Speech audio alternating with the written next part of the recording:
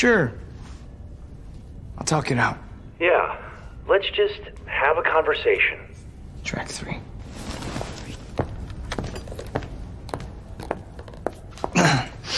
Better not be fucking Dave Matthews Band. Okay. Those of you who don't want to be a part of this can leave now. Derek, please listen to me. But if you choose to stay, which it seems like you guys are choosing... Derek, please. You understand and agree to the following terms and conditions. Derek!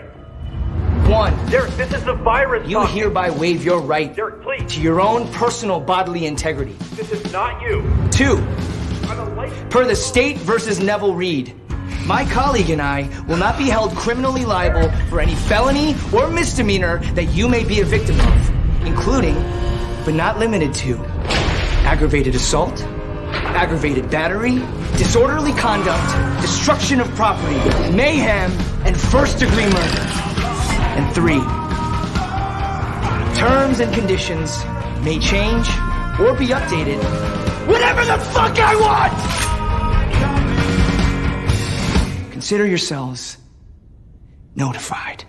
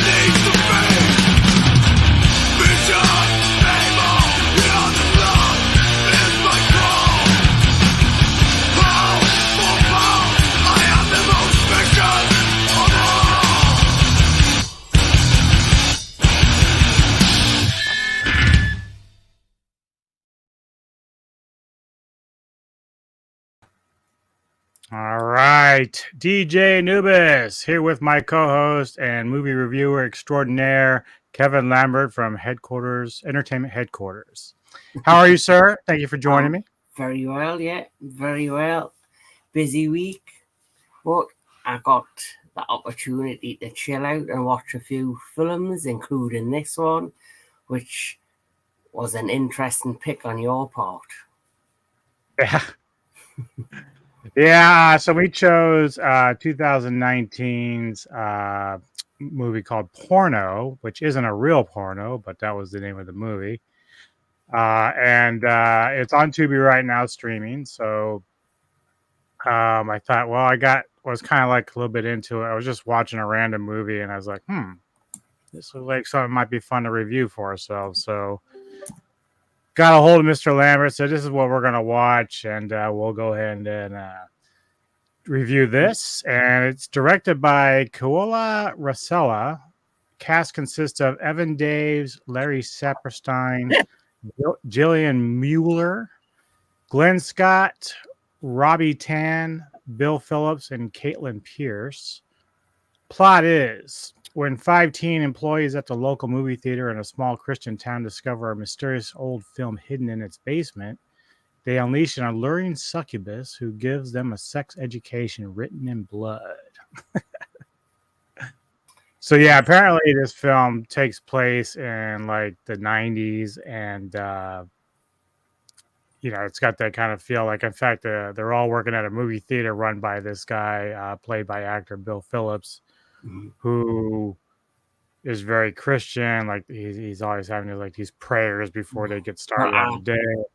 Yeah. If I remember rightly, the whole town that they're living in, it's like a Christian community.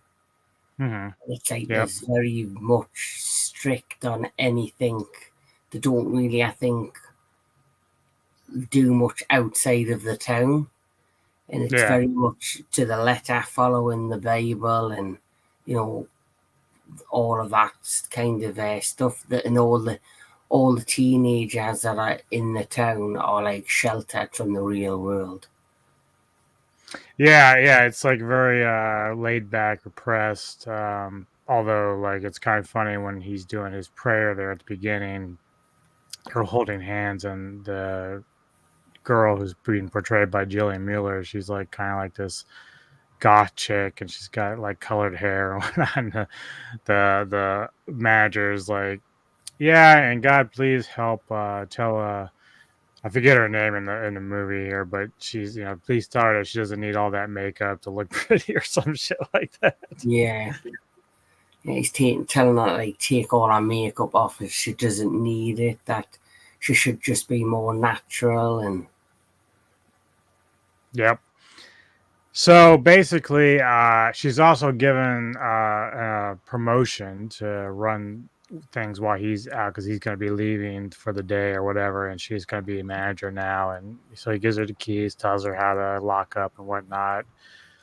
And then I guess they have something that they do, like whenever they do well, the owner is like, at the end of the night, you can get Robbie Tan's character, who plays heavy metal Jeff, I think, but he's like hardcore.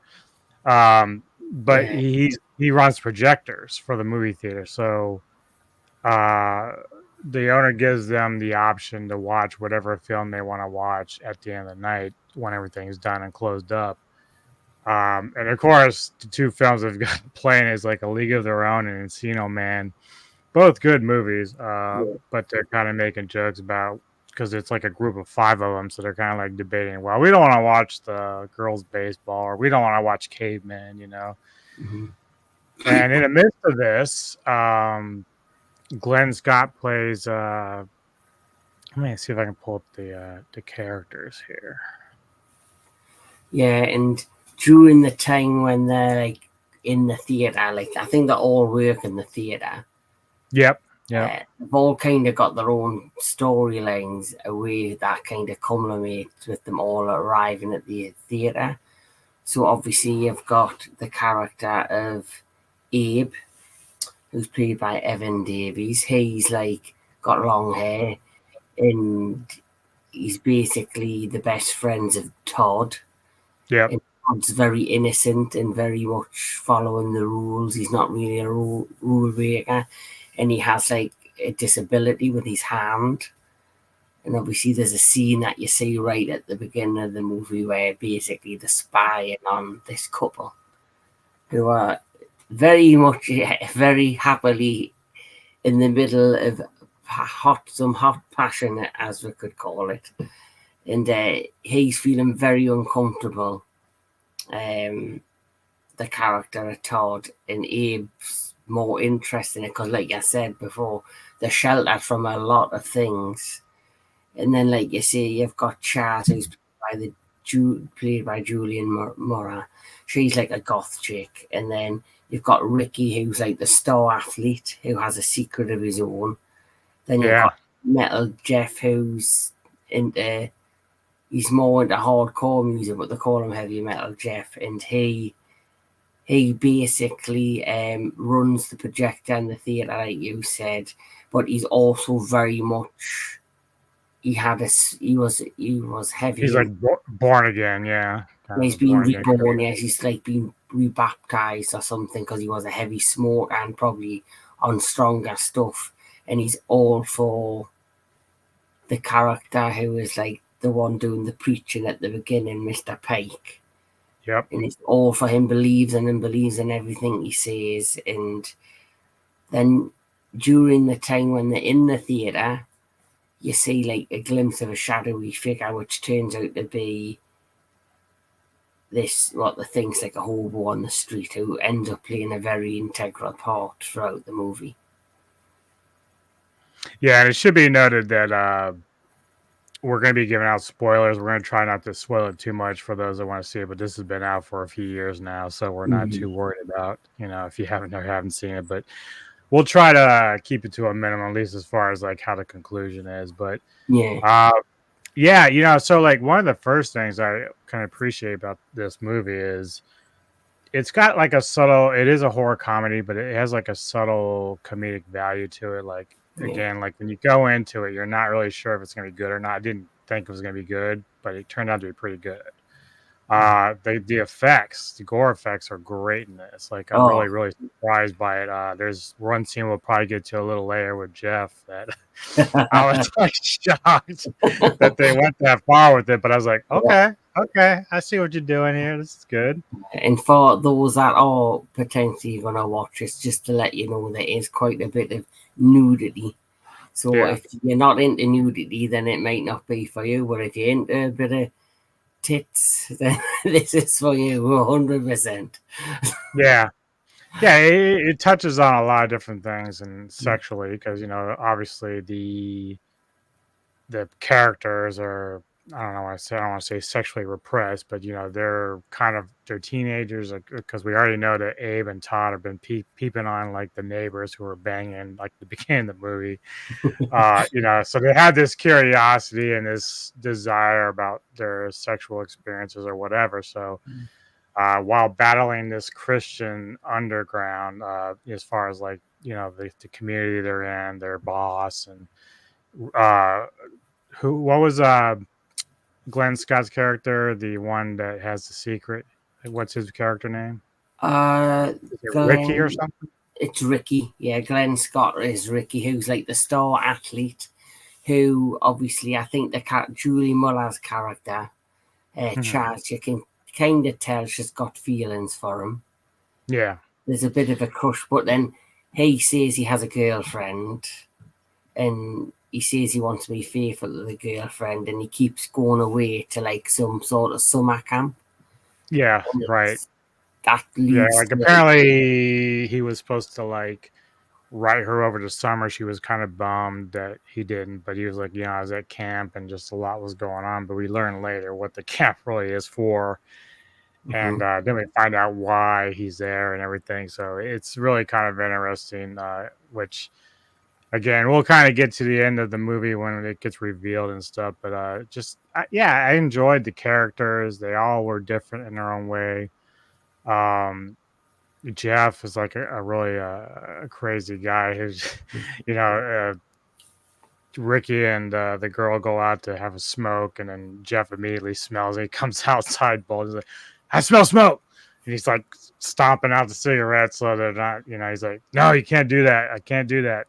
Christ doesn't want that. He kicks like the soda she had down the street because he gave her like, she gave him ice or something. It was pretty ridiculous. Yeah. That's a great thing about these characters. This is the part I enjoyed. They've all got their own subplots. Like, obviously, he smelled the smoke and ran straight out because he had a nicotine addiction. So he's acting like he's doing it because he's like, no, don't smoke. No smoking allowed. But it's not actually for that. It's for his own benefit deep down. Right. And then obviously you've got Ricky's character, and then you've got obviously Chaz's character, and they've got like this, their plot pretty much linked together. And then Abe's basically, he's got desires of his own, and like I say, I think the last character, which is Todd, he basically is a character who he's so innocent. He's like the innocent one in the group. He's like, he's the most sheltered out of all of them, I found. And as the film progresses and they're looking after the cinema and they're basically closing it, like I said, there was this mysterious hobo character who they then fear and laughing manically, and they go into the empty theatre room and he's there, and I can't remember what he was doing. He was doing something to the screen or the walls. Yeah. And they basically tell him he needs to leave the cinema, and he goes nuts. And the kind He of runs and bolts through this like boarded up piece of the building that goes to another room. Yeah. That's when everyone discovers there's like this secret room with all these old films and stuff, and so they find a reel for a movie, and so they say, "Well, we want to watch this." And of course, Jeff's he's like at first he's totally pushing back, but of course he's obligated because of what Mr. Pike said to play whatever movie they want to watch. So they all manage to convince each other they want to watch this film, and so they start doing it. But it's like some sort of ritual being filmed. Very kind of cool. It's got a lot of psychedelic things going it's on. very psychedelic. It's very trippy. It's like, it reminds me of like hippie vibes and from the 60s, like that era. Yeah. And of course, you got people in cloaks. And then, we learn later that the guy that's been rummaging around in the theater and creating the chaos is the guy in the film. And later on, we learn what his purpose is. But they're watching the film, and Jeff immediately, once some of the boobies and full nudity comes up, he's like turning it off. And he's like, nope, not doing this. We can't do this. And then, of course, Ricky's like, yeah, maybe we shouldn't do this. Because they were all kind of watching it, and then it was kind of giving like a weird feeling, like some sort of trance or whatever. But unknown to everyone, after they shut it off the first time, Todd runs up, locks the room to the projector room, and starts it up again. He's like, we're good to go, because he's all into this film, right? So... and then now Jeff's like trying to get into the projector room, banging on it. He's pissed off, and eventually he does get in, but then the projector breaks, and it just creates more tension between the characters. But obviously they got to watch some more of it, which is releasing this succubus, played by Katelyn Pearce. Yeah, Lilith, and not the one from Diablo 4, by the way. Although she probably be hotter than that one, but anyway, yeah. So so now we've got tension because of the projector going down, and Jeff's he's like Mr. Pike's right hand man, so he's born again Christian. He's trying to lead a straight life, so he's very strict, but the rest of them are still kind of finding a way. Each one of them starts discovering that they're running into imagery or visions. Like Todd ends up seeing Lilith for the first time in flesh, and there's even a moment after he tells everybody, "Yeah, I think I saw Lilith, this woman." And then I think Jeff says like, "Dude, you peed your pants." Like he's like, "No, I think that's nut, dude." He like came in his pants or something. But it was just funny how they conveyed it, and I was like, I think she like touched his hand, and he just went exploded everywhere.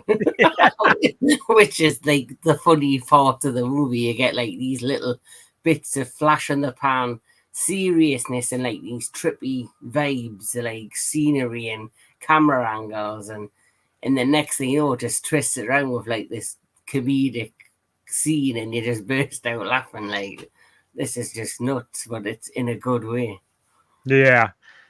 And then of course, Ricky and the girl, they are kind of in this room where the films where they found, and they get locked in there. But then, of course, Lilith starts playing jokes on her by basically cloning herself as Ricky, and he's in his football uniform without a shirt on. He's got the marks for the lighting football, and so she, of course, the girl thinks that, oh, he's coming on to me, and of course, not realizing, or at least paying attention to the fact that he's in his football uniform, not what he was wearing before. But she's so into him that they start kissing, and she's grabbing his crotch, and then all of a sudden she realizes, oh, this isn't really Ricky. And then, of course, they start finding another room, which is in Mr. Pike's office, and that kind of opens up another secret that Mr. Pike has. Yes. About spying on people in the bathroom, and that's now it's getting real. Like, just so, like, nah, he's not like that. Yeah, it's like Mr. Pike's office, I think, and he has like a file, like a large filing cabinet or a large cabinet and a steel cabinet, and no one's ever been in the office. No one's ever looked in the drawers of this cabinet. Yeah, I think they went initially to look for a gun or something because he supposedly had a gun. Yeah, because all this freaky stuff with each of one of them begins to happen, and it's just freaking them out. It's weirding them out. They're still trying to find this mystery man who's now somewhere in the cinema, locked in, running around somewhere, hiding somewhere. So they go to get the gun, and when they open the final cabinet, this big cabinet, they find out loads of other reels or tapes, and there's a tape recorder, like a big camera recorder, and they decide to put one of the tapes in, and they look, and they were shocked what they found, and obviously Jeff doesn't want to believe them because he thinks Mr. Pike is just so pure, and he's saved his life, and he's on the path of righteousness, the path to straight living, and it turns his world upside down to know that he's just basically a pervert. Right, yeah. Like, full of shit. That's filled his head full of crap, and he's basically the one thing that he never thought he was going to be, that he's been fighting against himself. He turns out to be the pervert, and he's got all these tapes, probably from years past, of like women going to use the bathroom, and there's a hole in the back of the cabinet, and you can see the light, and when they zoom the camera recorder in where probably it's meant to sit, and when you look down the lens, it's directly where a woman would sit down on the bathroom in the toilet. Right. Which is creepy as hell. Yeah, very much so. And of course, eventually Mr. Pike shows up, and the door's unlocked to the front of the building, and he's looking around, but everyone's still kind of in his office where that hole is, and Pike's in the bathroom, and that's when we get our first look at where everyone gets to see that Lilith shows up. And it's funny that Pike is just kind of like, oh, okay, I'll roll with this a little bit. I don't know who you are, but he's already getting kind of turned on. So then we see it looks like because he's bent over towards the toilet camera. where where the hole is. He's like bent over the front of the right. So toilet seat. Either she's like shoving something up his ass, or but he's enjoying this. This is what he's liking right now. He's got this fetish clearly. And then, of course, they go, well, what's that? Wait, what is that? And it's like a hand comes up from in front of him and his body, and then it just rips his dick off. Now, you don't really see that part of it, but another scene later, it gets a little more explicit with that. But they see that, they see the blood squirt, and everyone's like, oh, shit, oh, my God. And Jeff's freaking out, Blood and guts just coming out of his mouth and things. It's just a gore. When you first see the film, you don't think it's going to be this graphic, but then you got an idea potentially could be, especially with the amount of nudity. So they go in one direction with the nudity, and then they go in a different direction with the gore, and that's the beauty of this film. Like I said before, you didn't know the direction it was going to go in. Or is it a horror film? Is it like a Psychedelic film, yeah. it's like a delicate kind of a mind fuck of a film, or is it going to be a horror film? And it's all in one. Hmm.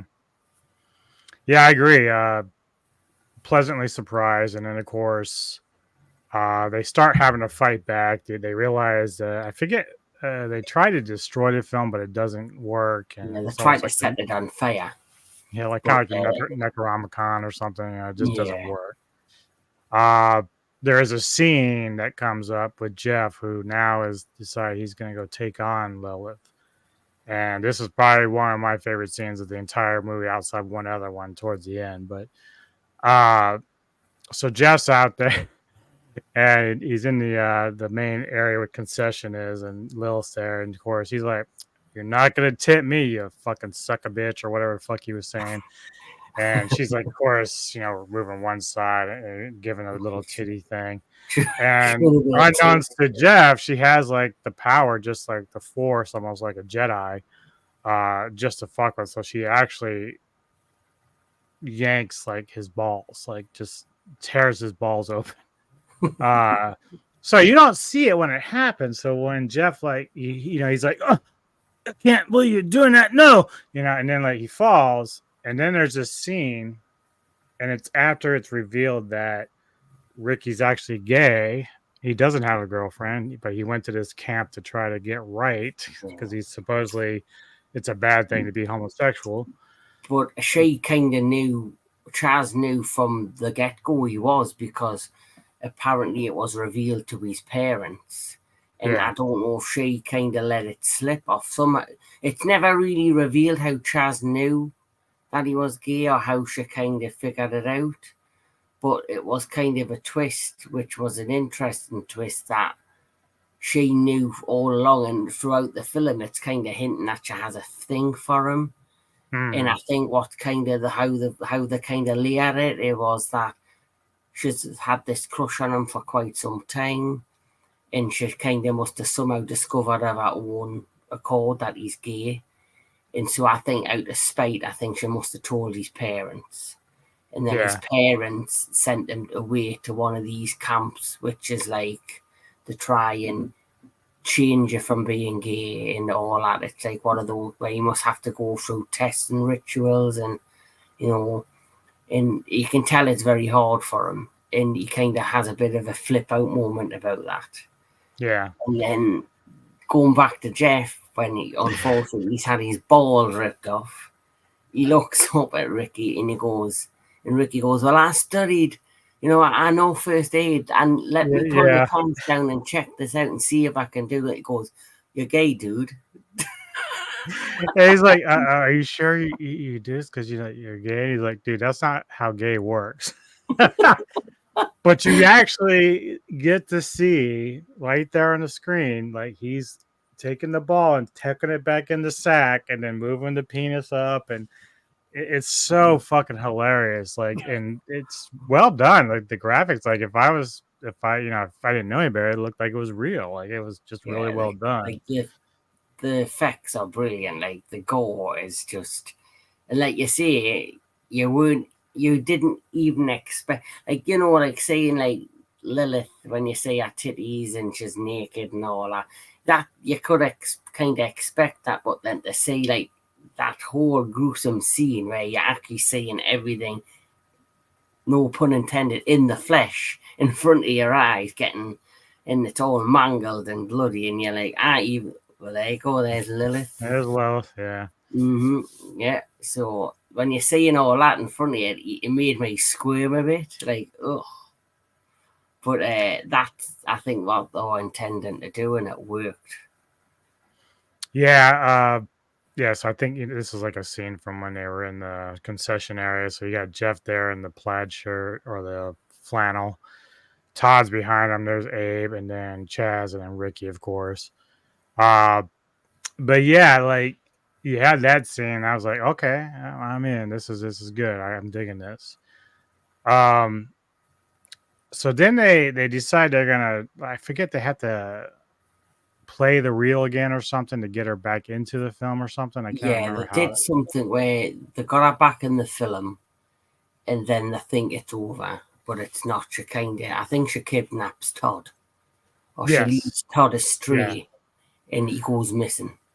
Yeah. So And like that's when this she starts portal doing, thing opens up, and yeah, and Todd's in that's there when and she stuff. starts doing even more mind tricks on them. Hmm. And one of the subplots that is, it's poor Todd, like I say, who was like the most innocent of the group. Yeah. There's a subplot with him and Abe where Todd now has a reputation of being a peeping Tom, Yeah. and it's totally ruined him. You can tell it's playing on his mind. And Abe's meant to be his best friend. It's like, don't you worry about it.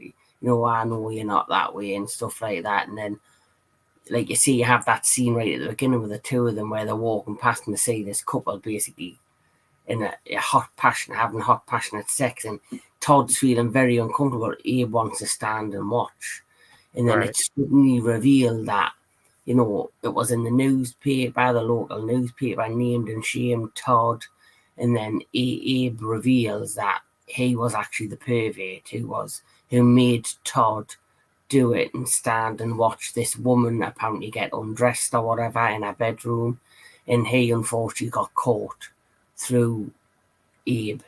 So that Yeah. was another twist. And he Yeah, feels they like, were Jeff and company were kind of really giving Todd a hard time because of that reputation, and yeah, Abe got bothered by that. So eventually, he's like, "Look, it's not Todd. Todd's not the pervert. I am." mhm. And And so when he Todd kind of goes deals. missing, he then I think he feels guilty with everything that's happened. He kind of wants to save him, is a Yeah, way of of an apology and a way of redeeming himself and to show Todd that he's a better friend. yep, And this is my favorite scene where they're all kind of split up and Abe's walking, looking around for Todd or whatever, and he hears noises, and then I think he kind of peeps through a hole, and he sees the couple that are frantically just at it like rabbits, and he's like, he's getting turned on, but he's getting a bit hot under the collar about it. Starts unzipping his fly. He's being the pervert that he is, and he's basically giving himself a good time. And then he's stroking the demon, put it that way. And yeah, then the yeah, couple just starts staring at him, and it looks like they're enjoying the fact they know somebody's watching them, like having passionate sex. Then all of a sudden, and this is my favorite scene, the face turns to Lilith, but in a demon form, with the right, horns, the teeth, the fangs, and the visuals for this particular scene is probably the best for me. It was such a great, unexpected money shot where you're seeing the makeup, and she looked absolutely frightening. And she bursts through the wall, she grabs a hold of Abe, and he's terrified, screaming, and she starts doing like an exorcist thing and starts just vomiting this black, deep blood all over his face while he's pinned down. And yep, he's basically trying to hold on to his crotch, I think, as well. And he can't get away. And it's just a beautiful, gruesome, unexpected, scary scene, and it really for me was probably the best part of the movie. It was this was the scenes, you didn't think it was going to get any better when Jeff lost his testicles. yeah, But this for me was the money shot of the scene of the movie. yeah. There's mine is very close to this. My other favorite scene, and so uh, I think it's Abe, Jeff, and Todd are all in this other part of the dimension where they have to try to retrieve Todd. But Chaz and Ricky are still back in the movie theater, and they're trying to figure out a way to communicate to Todd and them, and because like they don't know where they are, but they figure, well, they're going to need help getting back. So there's almost like this Stranger Things thing where one group is trying to play music or something so that the other group can hear something and like find their way back home. And so Chaz starts playing this song, and I can't remember why it was she felt that Ricky had to like kind of do a striptease dance or something. I guess it had to be I seductive think, because of succubus. well, because Lilith's a succubus, and she's drawn by Attractive and sexual, yeah. she's drawn to like sexual energies. So he obviously now he's kind of open and gay and happy. He's like dancing seductively to try and lure her out and like basically get her to come thinking that he's turned on and he's, you know, horny basically. Yeah, And she's like it's like a distraction for yeah, her. and So just like what Lilith did with Chaz, where she knew Chaz had a crush on Ricky and she changed herself into Ricky to try and seduce her, she transforms herself into a very attractive man to try and lure Ricky. But it actually goes one step further, where Chaz knew it was Lilith and broke out of it and basically pushed away and kicked him back. He just goes for it because it's like he's finally getting an opportunity. yeah, that's the part that I just love because she, for some reason, she can't really because see at some point during this, Ricky gets thrown into uh, a phase for himself in his mind or whatever with Lilith as the man that's with Ricky, but she only sees Ricky. She doesn't see anything else going on. She just sees him kind of like dancing or whatever.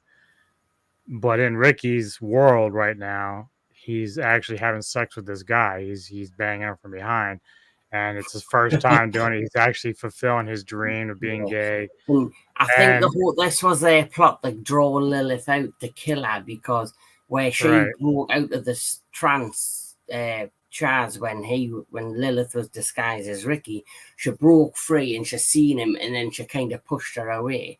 The whole point of this plot was to distract Lilith, so then he could kill her. To then, if she gets killed, with I think they found that knife. It was like a secret knife, yeah, and they had read the book that said to kill her or to trap her, they had to stab her with this knife, which was like an old like worldy knife. yeah. So But the favorite point for me was, you know, as Ricky's going at it with this guy, like he's getting close to orgasm, like it's like the greatest feeling for him. And of course, Chaz is like, "All right, do I shut off the music now? We have her. I'm gonna shut it off. Okay, like, no, just a little longer." You know, and so he's really enjoying but then himself. I think she figures out what he's getting himself into and what he's doing, because she's like, "I'm so sorry, but I need to switch off them. Yeah, You're gonna have to yeah. see the real Lilith." And then He all of never a gets sudden, his when she finish. switches them, Lilith turns around and she's in the demon form, and she just pounces on Ricky, and she's got claws, and she's just going for fucking Gore, ripping the shred out of his chest, like mangling his chest. It really reminded me of the scene in Godzilla versus Kong when Godzilla had Kong pinned on the ground and he's just going for gold across his chest and like scratching his chest. This Yeah, reminded me very much of that particular scene. And then obviously also we forgot to mention in the other realm, Abe, Jeff and Todd are trapped. But obviously, like I mentioned earlier, Todd had a disfigured hand. yeah, And I think it's really been like a tough time for him having this disability, being considered a pervert, which is no fault of his own. It's through Abe. He's trapped in this world, but I think he quite likes being there because his hand is suddenly normal. And he's no longer like this weakling, this scaredy cat. He's now like a badass. And I think he's kind of been took over and possessed by Lilith or something else yes, within the realm. yeah, And his eyes begin to glow, and there's this really cool scene. And I don't know if this is your favorite scene, where it's like something out of, I would say it's like something out of like an X-Men movie where they can't go out of the cinema. It's daylight, and it's like, I don't know why, when they touch the door, the hands burn. So it's yeah, like they're permanently trapped within this world, but and they start banging on the doors to try and get the attention of the people out, and they all just turn, and then these symbols and fire go across the bodies, and then boom, the heads just explode. Yeah. And it's just a gore fest. There's blood shooting out of all the people's heads. And then they turn around and Todd's looking at his hand. He's seen he's normal. He suddenly has this new confidence and he suddenly rises. His eyes glow up and he rises. It's like something out of X-Men, like Magneto. He just suddenly rises from the ground and he's hovering over, but then all of his neck and all that's all veiny. It's all blue and veiny, and then them two are like, holy shit, this isn't good, and they go running away, and then they've clearly, Todd's now been possessed by either Lilith or another demon within that world, and all that's going on while Chaz and Ricky are trying to do this ritual to lure Lilith out, while he's having sex with a man and he doesn't want to stop having sex with a man. But she even says, if you orgasm and you basically blow your load, Lilith will kill you. You're going to die. Because I think that's what happened with Mr. Pike. Yeah, that's the power of the... that's kind of how she gains, I think, her power. Because once she gets you, seduces you, she lures you in, and she's basically making your fantasy come true, whatever it is. Her payment or how she gains her energy or power is she kills you afterwards. Mm-hmm. And I think she knew that would happen to Ricky. So she made the choice to switch the music off. And like you say, you've got that fantastic scene where Lilith in demon mode is just attacking Ricky. And that for me is another amazing shot within the film. Yeah, so by the time it gets to the end, they do save Todd and they get back, and Todd, of course, not happy. His hand's still fucked up, but he's happy just not to be left behind. Abe came and got him. They are friends, and probably my least favorite is the ending itself, because even though things are good, at least for a few of them, I don't know. I was kind of expecting something a little bit more pizzazzy at the end there. Mm-hmm. Not so much that Lilith is still alive, but just, I don't know, something. Like a twist. It kind of just, they walked out and that was it. And I'm like, okay. It was kind of like just abrupt ending. So that's my least favorite part, but it didn't really hurt the movie at all. Like you said, there's a lot of great scenes in there, and graphics are great, special effects. The story's not bad, actually. I mean, it's you've probably seen some of it before in other movies, but this is sort of what this movie's for. It's kind of like paying homage to other horror films in some way, shape, or form. But it's well acted, well fun, a lot of fun to watch, and I enjoyed it. Yeah, me too. Like the points I make is that the story was different. It was, for me, 3 films in one. It was like a psychological movie. It was a horror movie, and it was a comedy. Yeah. And it featured all the actors were great. I think they were great in the roles. I think they all delivered.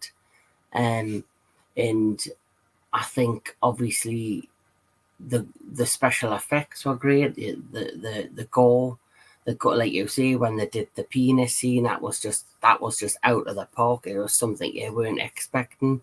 So for me, it was a great pick, and it's something I would probably, if I was wanting a chuckle or a laugh, I would probably switch this back on. I probably would watch this again. Yeah. Like I watched it twice, and then like I'll probably own it. I'll probably buy it because like it is that good. It's not like the movie of the year or anything, but considering some of the stuff that we've seen over the course of these episodes we've done, this is one of the better ones out there. Yeah. So what is your rating for this? For me, I'm going to give this a solid 8 out of 10 because of the things I've mentioned. And like you said before, there's been a lot of disappointment this year within like big screen cinema and some stuff on the small screen. And like you mentioned, this film came out in 2019 and I've never heard of it. So it's a hidden gem. It's a hidden gem that you discovered that I've really enjoyed. And this is the thing with films. There's millions of films that I have seen and there's millions I haven't seen. And it's great when you can find a film that you've never seen that's been out for a while that you end up thoroughly enjoying, and that throws you off, but in a good way. And that's exactly what this did. So for me, it's a good porno. Good porno. It's a good porno. Yeah, I agree with you. I'm getting an 8 out of 10. It's just, when we talk about what's a good popcorn movie, just to kick back and kind of just like watch and enjoy without thinking too much about it. This is one of those films. Like, it's just fun. Uh, it's funny because I'm sure it's an independent film. Yeah. Because you can tell the budget's not like a real huge thing, but at the same time, like, whoever did the casting chose the right people. Like, the actors are very strong in this. Like, you wouldn't think these are like for the role that they were given. Yeah, So like, even the creepy villain in the man who, like you said, was the one who was played by Peter Renikoff. yeah, And the name of his character was Lord Beekman. Yeah. And he was, like you see, the one who was in the film with Lilith, and he was, and this was all part of his plan. Yep. To get these kids to basically allow Lilith to come out because he wanted to fulfill his fantasies. But yeah, it's a great pick on your part. I fully enjoyed it, and like you say, it is a film now and then I could go back to. Yep, most definitely. All right. Any final thoughts? Just that it was a lovely, unexpected surprise. Like I say, there's millions of films I've seen, there's millions I haven't, and it's always great when you get a film that you haven't seen, and then when you do get around to seeing it, it's totally not what you expect it to be, and you end up having a good time watching it. And I did with this. I did with Porno. Have you got anything coming up on your channel? I do. Next, what am I thinking? Next Friday, we have an interview with author Lou Yardley, who I've known quite a while. She actually, her and another young lady from the UK where you're at, they actually created the Metal Tavern Forum, from which I took the name from for my station at the time that they invited me to be a mod over there. So Lou, one of them, the co-founders of Metal Tavern, is an author and has written a lot of books. Neko and I talked to her. Yeah, Neko and I talked to her some time ago about it when she first kind of started getting rolling. Now she has like a good number of books under her belt right now. And very good stuff. She's very creative. That Hellhound book. Yeah, that's awesome. A werewolf story is very original stuff. I would love to see a movie on that if anyone ever did it right. Yeah. So we're gonna be talking to her and see where she's at, because I know she's still putting out stuff. I haven't been able to keep up with that part of it because I'm not much of a reader, but I know Neko is. Yeah. But she's always sent us promo books from her works and stickers and stuff like that. So we have a good friendship with her. So I'm ready to catch up with her and talk about that. Yeah, I'll look forward to watching that. That looks awesome. Especially seeing, and I'll probably have a look to see if I can check out her books. Oh yeah, man. Those novels, they look pretty cool just by the covers. The cover art look brilliant, what you've just put up there on the screen. Yeah, I don't know exactly who does all her cover art, but she takes her time and she actually engages a lot with her fans because she has a Patreon, and I know I'm part of that. And she will usually ask like, okay, well, I'm doing these characters and I'm gonna have this thing, this tavern or something. Well, I'm thinking of these names, and then she'll let people vote for what they think is the best name for that in her book. So she's very engaging with stuff like that. So it's kind of cool. And I think she does have her own YouTube channel as well. She was for a while talking about critters and books and stuff. So I'll have to make sure to put that in the description when I do her interview and stuff and talk about it. But what about you? What do you got coming up? Anything? Nothing at the minute, not review wise. I did plan at the beginning of this month. I think for whatever reason, there's been a bit of a drama with the film that you and Neko reviewed. The Last Voyage of the Demeter. Mhm. I honestly wanted to go watch that because I love Bram Stoker's Dracula, the Francis Ford Coppola film. And this, obviously, in that film, you have the scene where they're on the boat, where this particular film is that entire journey. So that really got me excited. But unfortunately, for whatever reason, there's a company that was the distributor of that particular film for some reason is cut all ties with the cinema chains within the UK. So because of that, and part of Europe, so the film I wanted to review, The Last Voyage of the Demeter, has not been released in the UK in cinemas. It probably, Wow. I think they're trying to find either a distributor or they are going to just end up putting it on streaming, which if I've got to watch it on streaming, I will, but I was really looking forward to seeing it in the cinema because like I said before, this year has been a crap year for big screen cinema. There's out of all the films I wanted to see, I've only seen, normally I would go to the big cinema about 8 or 9 times a year. I think I've only been 3. I went to see Guardians of the Galaxy, I went to see 65, and I went to see John Wick 4. And the only other movie I wanted to see was The Last Voyage of the Demeter. Yeah. And the thing with that is, as well, why I was looking forward to that is because where I live in Newcastle, which is in the northeast of England. I'm probably in an hour's drive away from Whitby, which is the town where Bram Stoker wrote the book Dracula. And if you go to Whitby, you've got the Abbey on the top of the hill. You've got the old fish yard, the old docking yard with all the old boats and that. And they've even got the Bram Stoker's Dracula Museum there.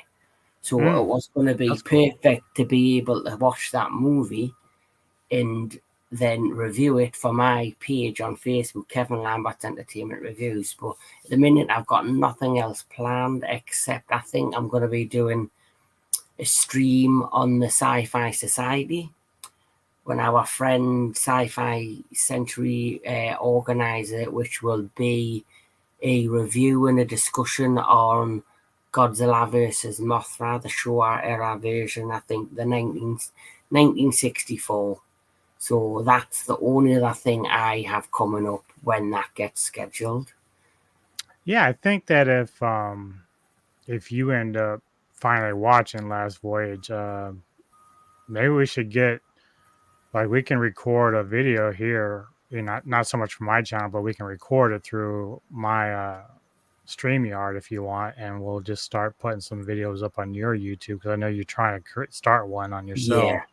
Because I think the topic about the distribution, that's interesting. Neko would love to talk about that too, because I don't know much about it, so I'm gonna kind of go and look it up after this because I'm very curious of what happened there with that. It's called I think it's called A1 because I just assume, like you say, that with the film when it's being made by Universal, whoever, I just assumed they through being such large studios, would have the means to just distribute the movies themselves. But clearly, in certain markets, they have to go through particular companies or distributors that are linked with the British, obviously, Film Institute that rate the movies and allow them to be aired on cinema or television, whatever the case may be. So, yeah, you see it's interesting. It's going to be interesting to see with them cutting ties with that particular film. Is it going to affect the release of any other movies? Yeah, that's very, very interesting. All right, folks. Well, thank you for tuning in for this episode of the Cinematic Synergy, and we'll be back next month. Obviously, Mr. Lambert will have his pick, which I have no idea what it's going to be yet. I don't think he's even thought about it either. He's been busy. I haven't. I do know maybe I'm going to start looking into buying the software to start getting my channel up and running. I'm going to really focus sometime in September to try and get that off the ground. Yeah, I mean, you don't have to necessarily do everything every day.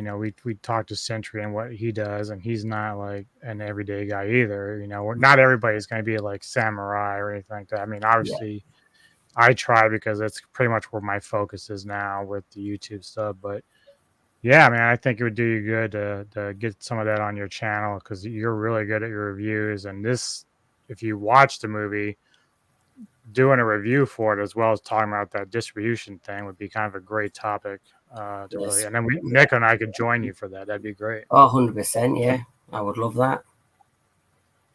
All right, folks, hit the like button for us if you don't mind and subscribe to the channel. We appreciate all the support you give us here at the Metal Time Radio Podcast. Please go check out Mr. Lambert's reviews. Entertainment Headquarters, he has a Facebook page where he does a really good breakdown of his reviews, and he's very thorough about it. Very well done. Great guy. Love this guy. Thank you. And You too, my brother. Yeah. we will see you all next time here on the Cinematic Synergy. You see me before you die.